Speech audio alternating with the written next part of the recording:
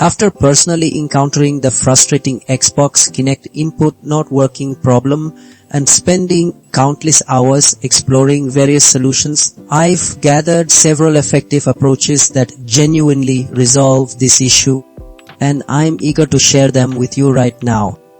First, basic troubleshooting like restarting your Xbox or replugging the Kinect sensor often clears temporary communication errors.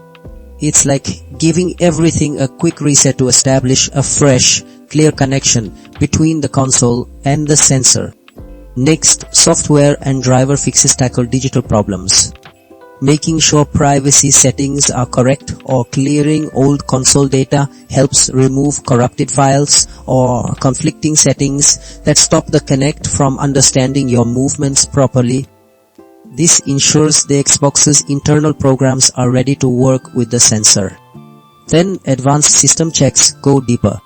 Resetting your Xbox can fix hidden system issues that prevent peripherals from connecting, making sure the console's main brain is healthy enough for Kinect.